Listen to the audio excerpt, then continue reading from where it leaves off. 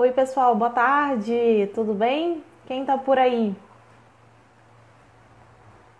Eu sou a Raíssa Dias, jornalista da Memória da Eletricidade, e hoje a gente está aqui para falar sobre novos estilos de liderança com o Eli Bisso. E a gente vai receber esse grande parceiro da Memória, da Dorsey Rocha. Estou vendo que ele já entrou. Esperar as pessoas terminarem de chegar. Renato, Ismael, Adrice, Fernanda. Hoje a gente vai falar sobre novos estilos de liderança, a transformação digital e o mundo pós-pandemia. E para essa conversa a gente vai receber o Eli Bisso, da Dorsey Rocha. Eu estou vendo que ele já entrou, já vou chamar ele para entrar aqui nessa conversa.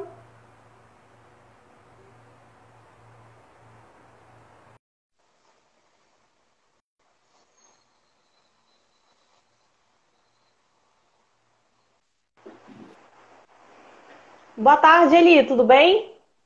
Tudo bom, e você? Tudo bem, pessoal. Deixa Antes eu da gente... colocar meu fone aqui que não coloquei ainda. Ah, legal.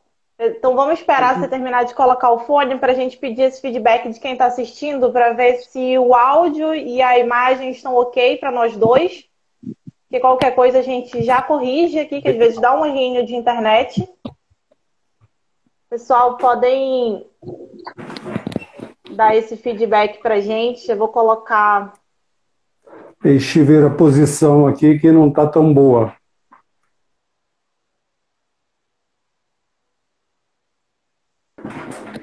Aí deu? Para mim tá ótimo. Pessoal de casa, o que é que vocês estão achando?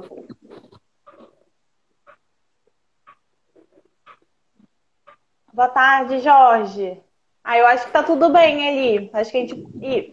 a Leila tá falando que você travou, mas para mim aqui tá tudo bem. Eu tô escutando você perfeitamente. Se você também estiver me escutando, a gente pode começar. Tá perfeito. Tá perfeito. Vamos lá então, Raíssa. Prazer em falar com você. Uma enorme honra receber aqui você, Eli, para essa conversa, esse momento tão importante para falar um pouquinho sobre gestão e liderança, sobre planejamento. E aí, para quem não te conhece, eu queria que você se apresentasse, desse um pouquinho da sua trajetória profissional e contasse um pouquinho do que você faz hoje, com que você trabalha. Legal.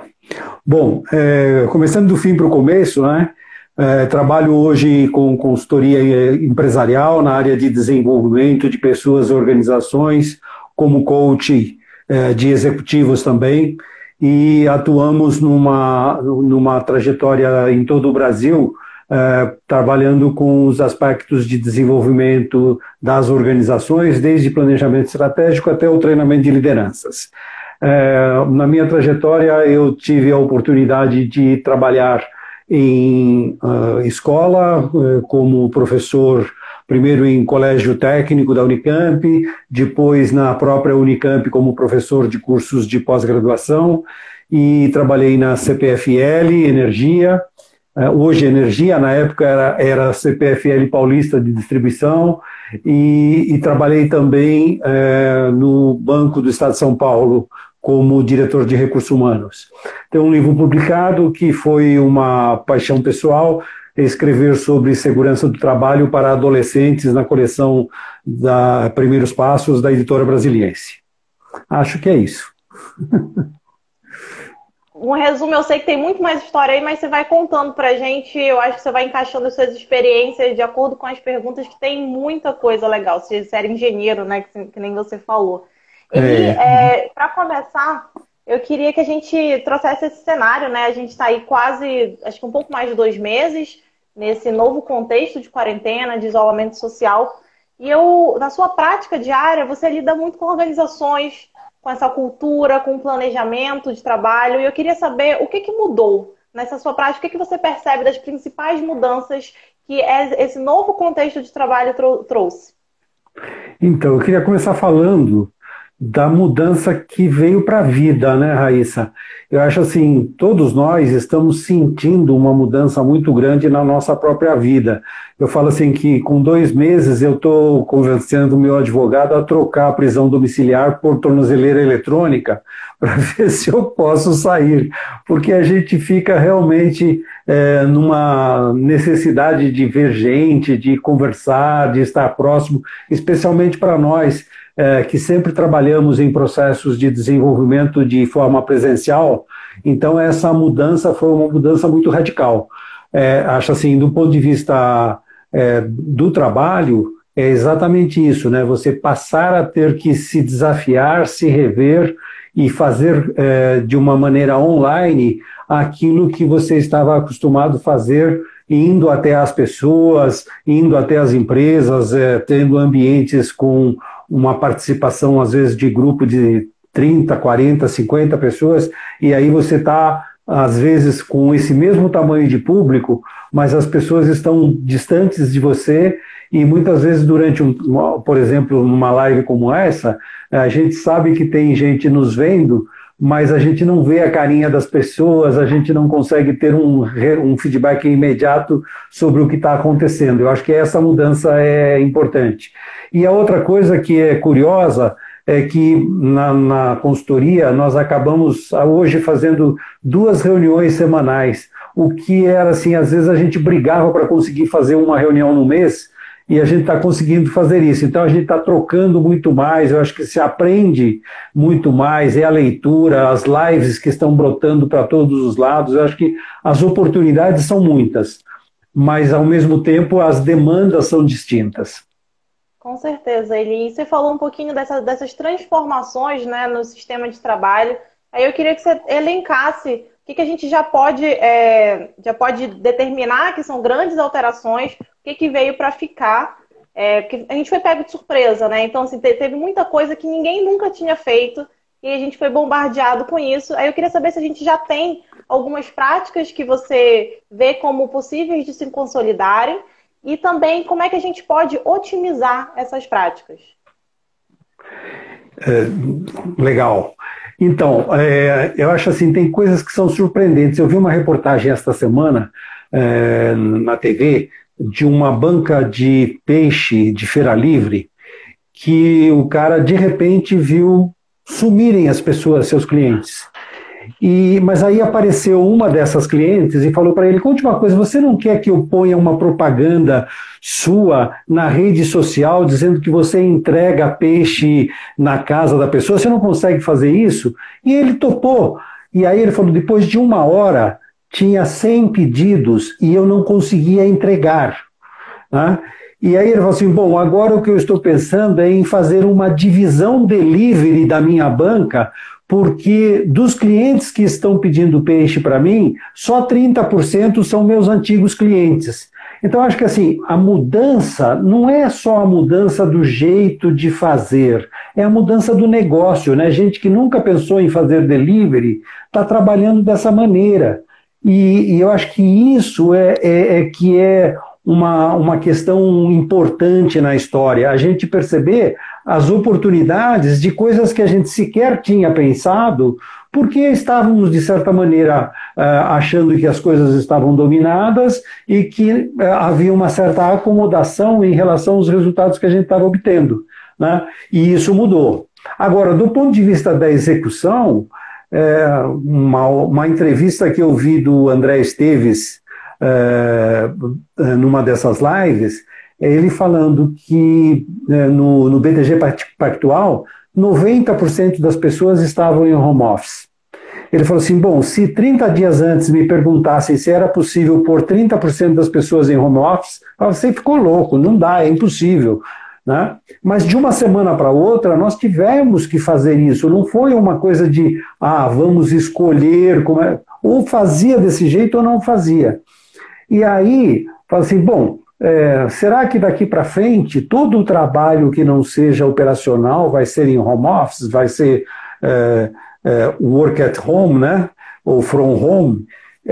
Acredito que não é tudo, mas eu acho que, sem dúvida, as pessoas estão enxergando vantagem, as empresas estão enxergando vantagens, e muito disso vai ficar. Por exemplo, essa questão do trabalho em casa, né? Ou do trabalho remoto, a pessoa que não vai trabalhar em casa, mas vai parar com aquela loucura de gastar 2 horas e meia por dia atravessando a marginal de Pinheiros para ir para um lado e para voltar, né? E depois chegando no trabalho e ficando o tempo inteiro sentado em frente ao computador, né? Então, certamente, coworking, essas coisas vão funcionar muito mais. Então, acho que essa é uma questão. A outra coisa é o delivery. Eu acho que o delivery, em áreas antes pouco imaginadas, agora estão acontecendo. Uma outra mudança que eu acho que vale a pena registrar é, por exemplo, o tanto de aplicativos que organismos de governo desenvolveram em pouco tempo e eram órgãos que estavam entrincheirados nas suas posições, exigiam que você fosse lá, levasse documento, cópia autenticada, assinatura com firma reconhecida, e de repente você está fazendo as coisas pelo aplicativo para apresentar provas para o governo. Então, a vida mudou, né? Eu acho que Lulu Santos está na moda, nada será como antes. Muito bom, Eli. Eu vi até uma notícia, nós já somos 46 pessoas nessa conversa. É engraçado, a gente não vê as pessoas, mas isso aqui é um bate-papo. Inclusive, eu conto com vocês que estão assistindo a gente de casa, com comentários, com sugestões de perguntas, que a live funciona por isso, né? Porque a gente interage, é mais do que uma conversa entre eu e o Eli. Somos todos nós. Mas, Eli, o que você estava falando, eu vi até uma notícia que o Twitter anunciou hoje que depois dessa pandemia, quem quiser ficar trabalhando de casa está liberado. Então, a gente vê um movimento de adaptação muito grande das empresas, de incorporação desses novos contextos, né? E métodos de trabalho, sistemas de governança também. E aí eu queria que você falasse um pouquinho do planejamento. Como é que esses novos métodos de planejamento estratégico para as empresas vão se adaptar e vão ser otimizados para esse novo contexto? Então, acho que até março deste ano a gente falava de mundo VUCA conceitualmente, né? Nossa, VUCA quer dizer... né? Mas agora o mundo VUCA é essa coisa concreta que está diante de nós, né? E o que isso muda de uma maneira profunda é exatamente falar assim, bom, ontem eu estava conversando com uma cliente, ela falou assim, bom, será que nós vamos ser surpreendidos com uma outra situação como essa? Ou nós vamos começar a pensar essas coisas, nós vamos começar a considerar isso, né? O Harari fala que nos Estados Unidos, quando acontece um incêndio grande ou coisa desse tipo, as pessoas correm atrás de comprar seguros contra incêndio, etc., mas que depois de 6 meses isso se dilui, né? No livro Organizações Exponenciais, o Salim Ismail, né, o autor, que é um livro que já tem aí uns 4 anos de sucesso, ele fala que nesse mundo VUCA, pensar em planejamento plurianual não faz muito sentido, porque as mudanças são tantas, tão rápidas, tão profundas e tão disruptivas, que você pensar um horizonte de 5 anos adiante tem uma chance muito grande de que a maior parte do que você pensar não vai ser possível ser realizado. Mas, ao mesmo tempo, fala assim, bom, então isso significa que a gente não deva planejar nada, né? E quando a gente trabalha em métodos ágeis, a gente fala de um horizonte mais curto, de olhar um horizonte de final de projeto, mas trabalhar executando sprints que são eventos realizados dentro de um período de 1 semana a 15 dias. Então, eu acho que a ideia de planejar, por que é importante planejar o futuro? Né? Porque a gente vai viver lá. Né? É no futuro que a gente vai viver, não é no agora. Mas, ao mesmo tempo, nós vamos ter que discutir muito mais, conversar muito mais sobre o que está acontecendo e como é que as mudanças que estão acontecendo afetam aquilo que a gente planejou de tal maneira que a gente precisa mudar, né? Então, acho que isso é uma questão muito forte, né? Eu falo que quando você planeja e acontece uma coisa como essa, então você fala, bom, eu estou aqui e eu deveria estar lá. Agora, se você não planejou, você fala, eu estou aqui, mas não sei. Então, eu não tenho uma possibilidade de agir, né? Então, acho que esse que é o desafio dessa história. Muito legal. Eu a acho gente que olhar o planejamento num horizonte mais curto, desculpe, o horizonte é mais curto, mas, ao mesmo tempo, a necessidade de se rever muito mais. Sabe? Com certeza, Eli. Eu acho que a gente pode incorporar isso, inclusive, nos nossos planejamentos pessoais, né? Nossos planos pessoais, familiares. Eu acho que a gente está cada vez mais sujeito à mudança e à necessidade de adaptação frequente desses planos de reencaminhamento e reavaliação. Isso é muito importante que você falou. Agora, indo um pouco para a segurança do trabalho, você tem uma atuação muito legal nessa área. Você, inclusive, escreveu um livro sobre isso, né? Que a segurança do trabalho hoje, ela ganha um horizonte completamente novo. Assim, é algo que a pandemia trouxe uma preocupação que, com certeza, vai ser incorporada nessas novas reflexões da segurança do trabalho. E aí eu queria que você falasse dessa nova abrangência que passa a envolver aspectos desconsiderados e antes inexistentes. Então, o que eu enxergo, né? Ouvindo já as pessoas nas lives, nas entrevistas, etc., me vêm preocupações porque eu falo assim, a gente tem uma cultura tradicional, cartorial, muito forte. Então já se começa a discutir coisas como, se a pessoa cair na sua casa e se machucar, vai ser acidente do trabalho. Né? Eu falo assim, para mim essa é a mentalidade da CLT, do cartório, da legislação, etc. Né? Como manter a produtividade trabalhando em casa? Assim, vamos combinar o seguinte, lá atrás, nos anos 70, a gente falava assim, olha, nós precisamos tomar cuidado para que a gente não traga os problemas de casa para dentro do trabalho. Quando você entra na empresa, você deixa os seus problemas fora da empresa e depois você trabalha, daí você pega os problemas e vai para casa cuidar dos problemas. Agora, o que a gente viu foi o trabalho invadindo o espaço doméstico. Né? E o que a gente precisa cuidar, sim, precisamos pensar na ideia da produtividade, precisamos, mas ao mesmo tempo precisamos tomar cuidado para que o trabalho não ocupe todo o espaço da nossa existência doméstica, da nossa vida no lar. Né? E aí a questão da segurança do trabalho vai ter muito mais a ver com a questão da saúde mental, da saúde social. Né? O burnout é um fenômeno dos nossos tempos. Por quê? Porque a gente falava lá atrás também de as pessoas precisam suportar pressão. Depois veio o termo resiliência, né? As pessoas precisam ser resilientes, que é um termo da física que fala que o material comprimido, depois quando tira a compressão, ele tem a capacidade de voltar ao seu estado inicial. As pessoas não têm essa capacidade. Se a gente é comprimido, a gente quebra. Né? Então, o burnout é, na verdade, o quê? A nossa incapacidade de conseguirmos equacionar todas as pressões que estão sobre nós, né? E a pessoa pira na batatinha, literalmente, né? E precisa de ajuda especializada, etc.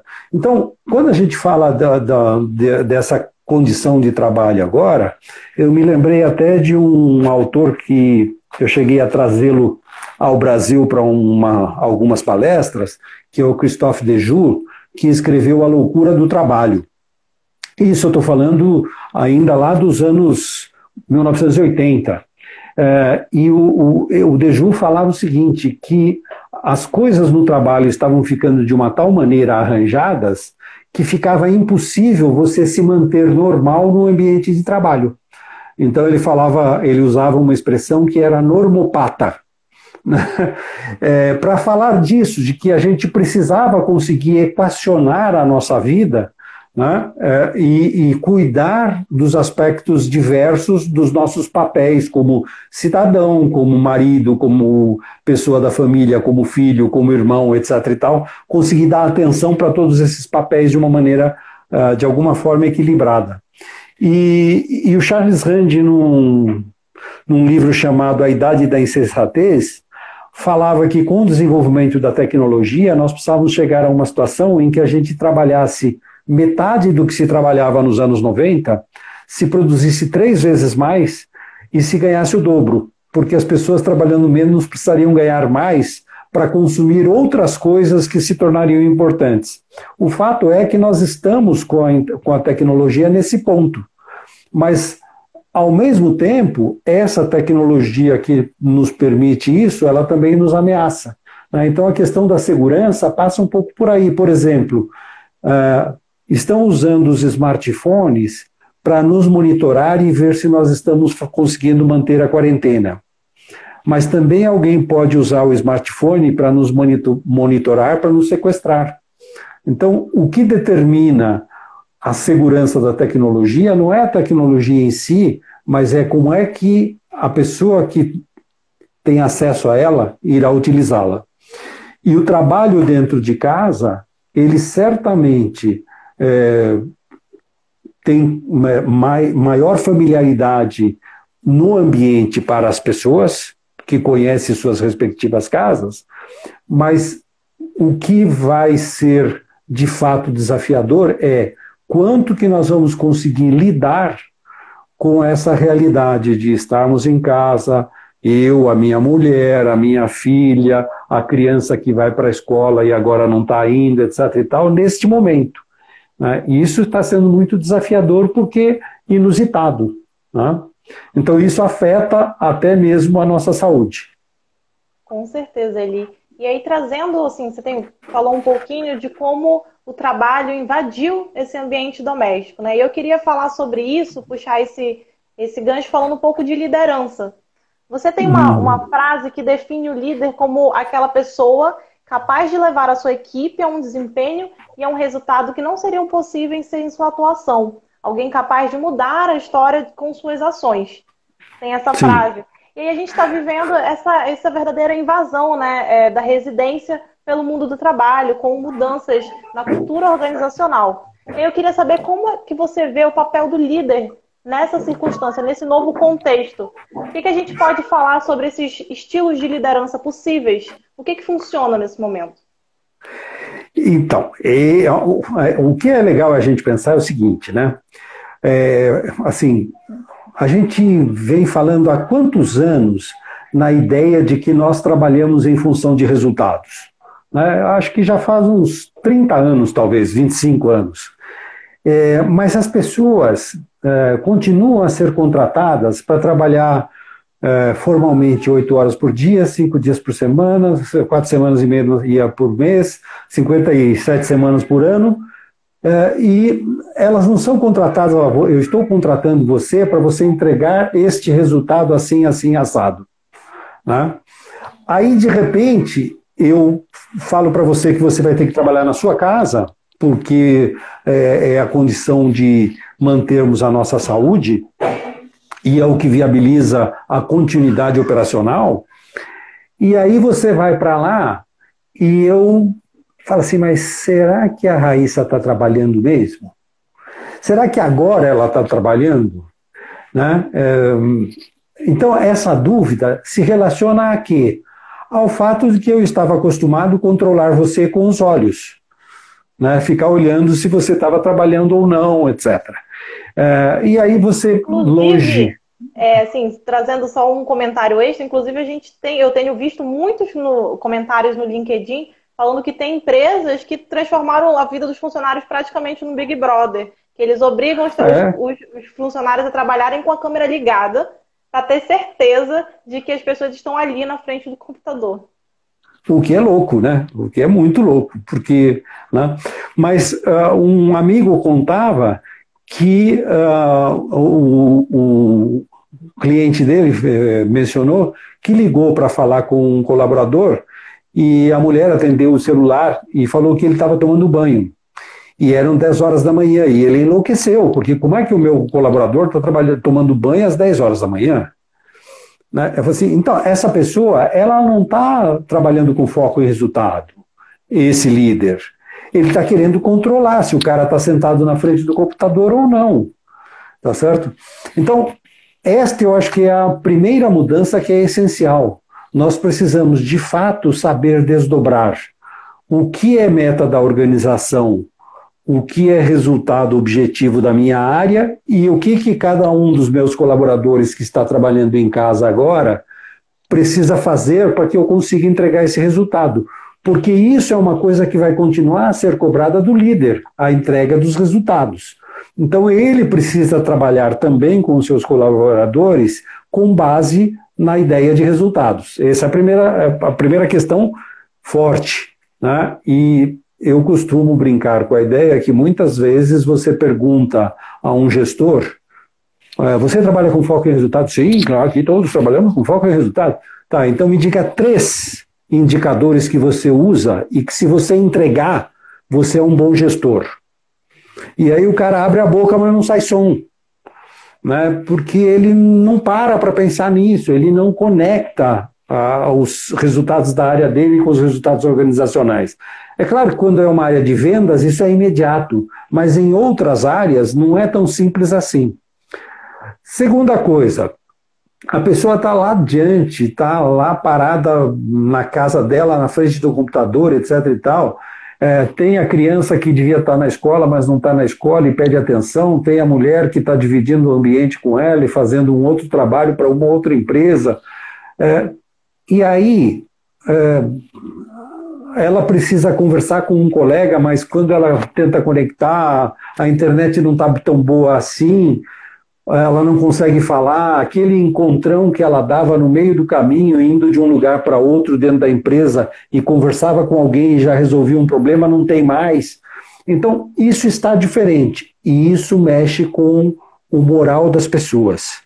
Né? As pessoas, muitas vezes, se deprimem, ficam desanimadas com essa nova situação, né? Sentem a necessidade do contato, etc. e tal, não estão conseguindo.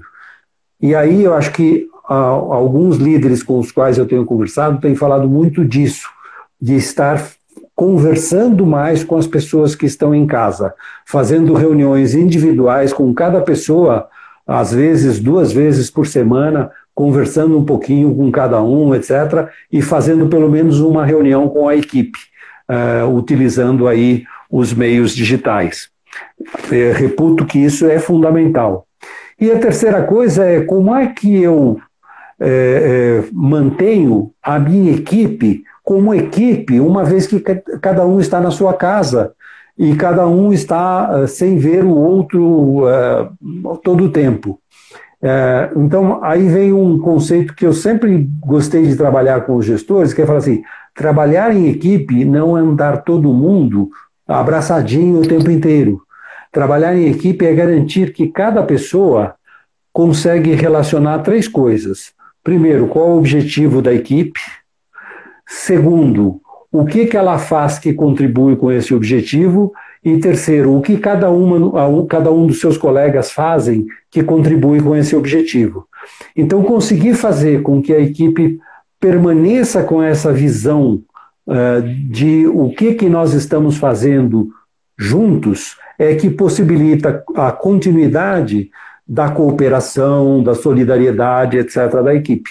Então, esses 3 aspectos que eu reputo fundamentais: a definição clara do resultado, a manutenção do moral elevado e a manutenção da integração e da solidariedade da equipe todo o tempo. Cuidar desses 3 aspectos é fundamental. E isso é muito diferente da ideia de usar autoridade. Né? É muito mais um trabalho de um líder coach do que um líder que toma e controla as coisas da sua equipe. E aí tem mais um aspecto que eu gostaria de aproveitar e mencionar para você, que é uma questão que vem sendo muito trabalhada, ou vinha sendo muito trabalhada pelas organizações, que é a questão da cultura organizacional. E cultura organizacional é uma coisa importante, sem dúvida nenhuma. Nós trabalhamos muito com isso junto aos nossos clientes. Mas imagina agora você tem uma vaga na sua equipe e você admite uma pessoa semana que vem, só que ela vai começar a trabalhar para você em casa. Como é que você fala de cultura do centro da memória para essa pessoa? Tá certo? Então, assim, a cultura não é o ambiente de trabalho, mas ela é a relação da organização, dos valores que são compartilhados dentro da organização e daquilo que se faz. Então, a manutenção da cultura organizacional agora ficou fortemente dependente daquilo que o líder faz. Ele é o guardião da cultura organizacional. O que ele estiver fazendo durante esse período, muito especialmente, vai ser aquilo que vai emanar a continuidade da cultura da organização para a sua equipe, né? E isso exige um grau de coerência e consistência bastante grande desse líder. Nossa, muito importante ele, com certeza. A gente tem assistido algumas experiências, principalmente de fintechs, né, como a Nubank, que tem feito essas contratações e todo esse esforço redobrado, que é você apresentar a cultura organizacional de uma empresa fora do ambiente de trabalho, fora da convivência, sem elementos visuais, sem tatilidades, sem aquela sociabilidades ali do local de trabalho. Com certeza é um desafio muito grande esse momento de colocar as pessoas na equipe, todo mundo na mesma página, né? Com certeza. Agora, falando um pouquinho da sua experiência como consultor e como coach, que você mencionou no início, você já participou de uma série de treinamentos, fazendo treinamento com executivo, com time, com equipe. Eu queria que você compartilhasse com a gente alguma experiência curiosa e interessante de reflexão para esse momento que você presenciou nesses treinamentos. Bom, realmente tem uma história comprida aí e as experiências são muitas, mas eu queria falar de duas situações, uma situação mais antiga, já vivenciada há um tempo maior, e outra relacionada ao momento atual. Uma situação que a gente vivenciou, trabalhando com um cliente para o qual a gente fazia um processo de desenvolvimento de autonomia, empowerment, accountability. E nessa organização, os diretores se entusiasmaram muito com a ideia de fazer daquilo uma forma nova de fazer gestão mesmo, estimulando a que as pessoas fossem mais proativas e assumissem mais a responsabilidade por aquilo que faziam. E eles decidiram que eles precisavam fazer algum gesto concreto, vamos dizer, que sinalizasse para a organização que aquilo era uma mudança que viria para ficar. E depois de alguma discussão entre os diretores e os principais gestores, eles chegaram à conclusão de que eles deviam fazer com que todo mundo da organização, independente do cargo, pudesse realizar, aprovar e lançar despesas de até $50. Isso gerou um certo desconforto no cara que era responsável pela controladoria, no cara que era responsável pela contabilidade. Vai ser uma confusão, as despesas vão disparar e vai ter erro para todo que é lado, como é que fica isso, não sei o quê. Mas os diretores resolveram, queriam bancar essa mudança e colocaram isso em funcionamento.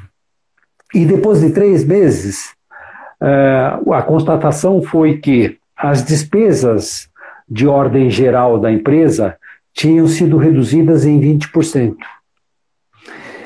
E os erros de lançamento contábil que aconteciam normalmente eram da ordem de 10% quase dos lançamentos realizados, tinham se resumido a somente 3 em 3 meses.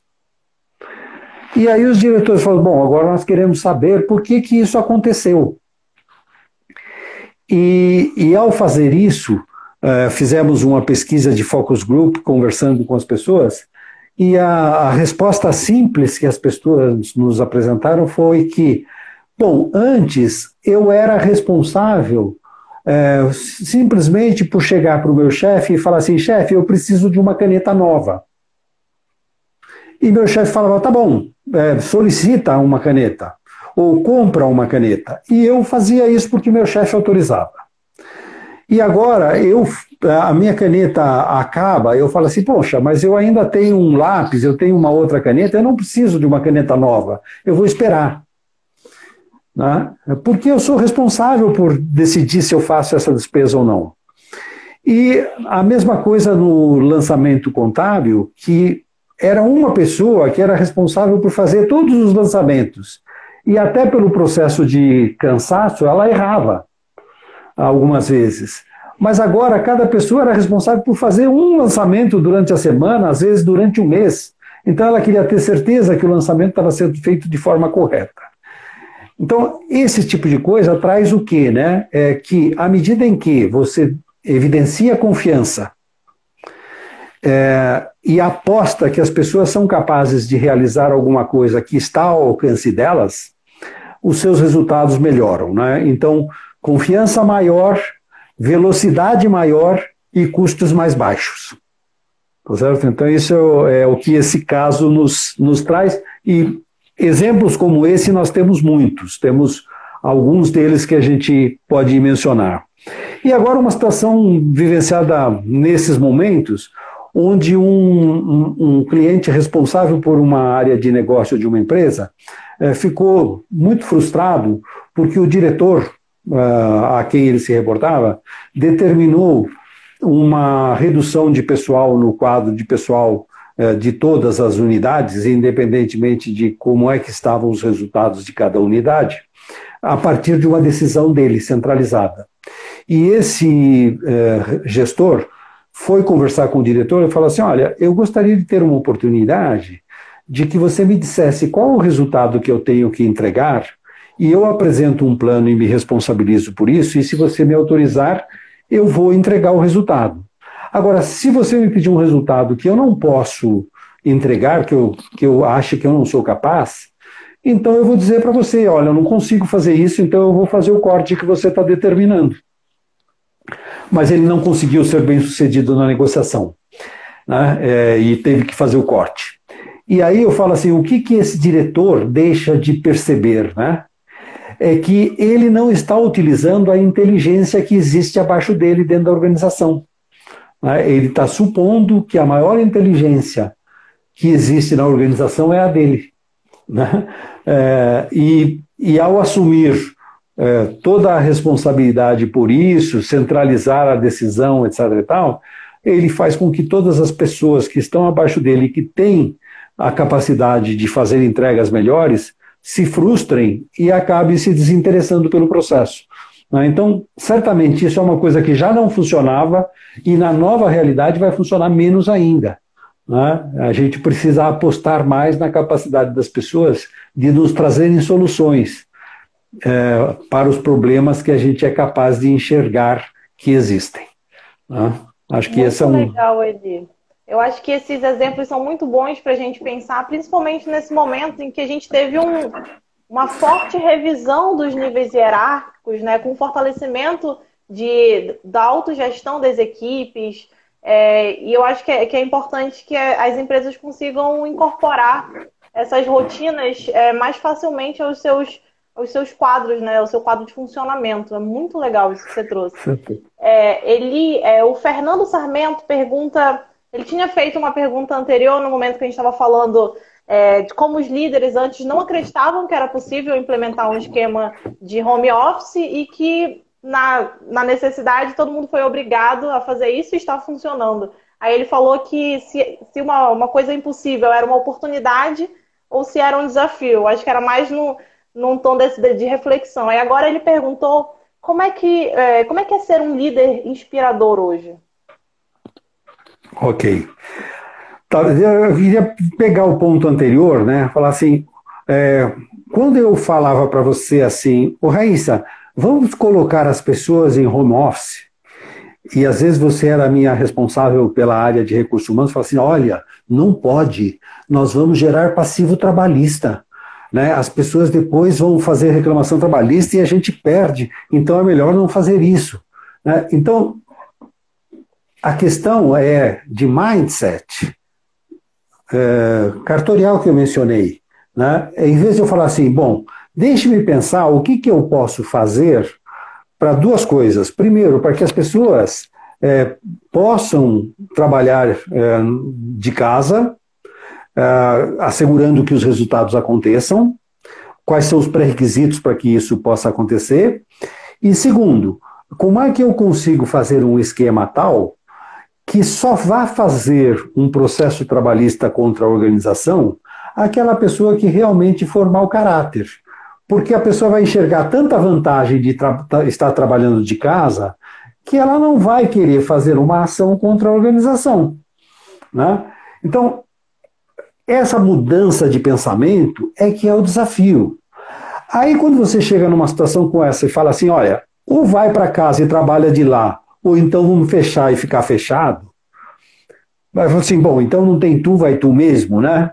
Então tá ok. Aí eu abro mão de todos os riscos que eu estava defendendo que a gente não podia correr e assumo de uma maneira estabanada, de uma maneira que eu sequer me preparei para ela, tá certo? Eu acho que esse é o ponto mais crítico dessa história, né, que a gente acaba fazendo dessa maneira. Então, acho que esse é o aspecto da questão. Não era uma impossibilidade, mas era uma impossibilidade na nossa cabeça. Tá certo? Agora, o que significa ser um líder inspirador? Aliás, eu falo assim que se o líder não for inspirador, então ele não é líder. Ele é chefe. Ele é chefe. Mas o que significa nas circunstâncias atuais, né? Eu falo assim, é exatamente pegando aqueles 3 pontos que eu tinha falado, né? Eu falo assim, poxa vida, eu vou deixar uma pessoa trabalhando 30, 40, 60, 9, sei lá, 3 meses, 6 meses na casa dela, e eu preciso que essa pessoa faça o trabalho dela com maestria para que os resultados da nossa área aconteçam. Então, eu preciso que ela saiba o que se espera dela, eu preciso que ela esteja preparada para fazer o que é necessário para entregar o que se espera dela, e eu preciso que ela queira fazer isso. Então, ser inspirador é eu conseguir garantir exatamente o terceiro aspecto, né? Eu falo assim, poxa vida, eu preciso que ela me entregue isso, eu sei que ela é capaz, mas como garantir que ela queira isso? Uma vez, o Fábio Barbosa, que foi presidente do Grupo Santander, veio desde o ABN, depois foi Banco Real e depois Santander, uma vez perguntado a ele o que era ser um líder inspirador. E ele falou assim, olha, eu não tenho certeza do que é isso. Mas o que eu procuro fazer como líder é o seguinte, eu procuro saber o que as pessoas estão precisando que eu posso atender. E o que eu observo é que quando eu atendo o que eu posso atender, elas me atendem. Então, é um pouco isso, né? Se trata de uma relação de troca, né? Poxa vida, você está na sua casa, o que você está precisando que eu posso te ajudar? Como é que eu posso te apoiar na realização de trabalho, de tal maneira que você esteja muito afim de fazer o que eu preciso que você faça? Acho que é quase tão simples quanto isso. Nossa, muito legal. Ele está recebendo uma enxurrada de elogios aqui nos comentários. Dani Bessa, falando que você é sempre inspirador. O Fernando Sarmento falando que você é inspirador remotamente. O Fernando Sarmento é suspeito, ele é muito amigo. Muito bom. Então a gente já está encaminhando para o final, e aí eu queria pedir para você deixar algumas indicações de livro, filme, podcast, qualquer tipo de conteúdo para esse momento. Quem se interessa nesse tema, quer se aprofundar, estudar mais um pouquinho, tanto para quem é chefe quanto para quem é chefiado. Eu acho que é bom saber sobre esse tema. Bacana. Bom, primeiro, filme. Bom, tem tanta coisa boa, mas eu queria mencionar um que a gente até tem usado, que é o filme Perdido em Marte, né? que é o título em português. Na verdade, ele não foi perdido, ele foi deixado em Marte, né? Mas o personagem principal. Mas por quê? Porque se trata um pouco dessa situação, né, de você sozinho conseguir manter o moral, saber o que você vai fazer, né, não se perder na situação, embora a gente não esteja tão isolado quanto estava o personagem principal lá. Mas eu acho que o filme é muito inspirador nesse sentido. Livro, eu queria citar dois. Um que eu já citei, que eu acho que continua sendo muito adequado para o momento atual, para quem não o viu, que são Organizações Exponenciais, do Salim Ismail. E eu queria mencionar também o livro que é do Patrick Lencioni, que ele fala dos 5 desafios das equipes de alta performance.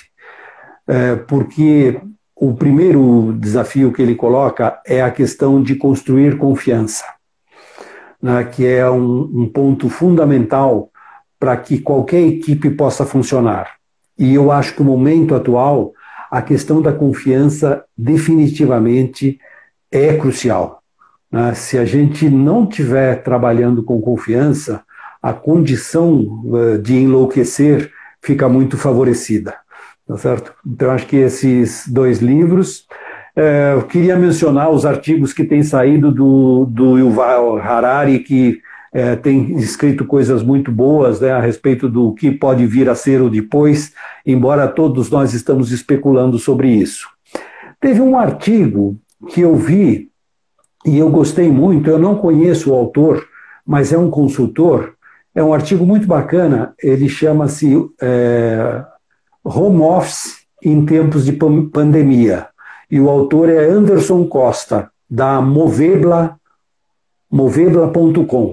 Esse artigo é muito interessante, é um artigo simples, curto, mas ele fala muito da excepcionalidade que essa situação da pandemia nos coloca, né? Ele fala, uma coisa é trabalhar em home office, outra coisa é estar preso em casa, né? Então, é muito diferente, sem dúvida nenhuma, né? Então, às vezes o que podia ser um desejo se tornou uma tortura, né? Mas ele pega alguns aspectos que eu achei que são bem bacanas e vale a pena ler. Eu posso depois passar o link para que você passe para as pessoas também. Ah, legal, tá, sim. Terminou? É porque eu fico com medo de interromper você. Não, eu terminei. As coisas que eu queria citar, já terminei, sim.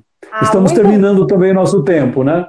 Isso, só para o Instagram não derrubar a gente, senão a gente fica sem essa live. Pessoal, muito obrigada quem acompanhou a gente até aqui. Foram cerca de 50 pessoas nesse bate-papo. É super legal conversar com vocês. Daqui a pouquinho, às 5, a gente tem mais uma conversa com Luciano Deus, falando sobre oportunidade para as marcas nesse momento. E vai ser super legal. A gente também está com uma linha inteira de uma programação bem legal sobre liderança e gestão. Essa live também vai estar lá no nosso YouTube, junto com todas as outras que a gente fez. A gente está muito feliz por ter recebido você, Eli. Muito obrigada novamente. E até a próxima, porque essa parceria não vai acabar por aqui, não. Legal, Raíssa. Eu é que agradeço a oportunidade e fico à sua disposição para outras conversas, tá bom? Um grande abraço aí para o povo da memória. Mando sim, pessoal. Beijão. Muito obrigada. Tchau, tchau. Tchau.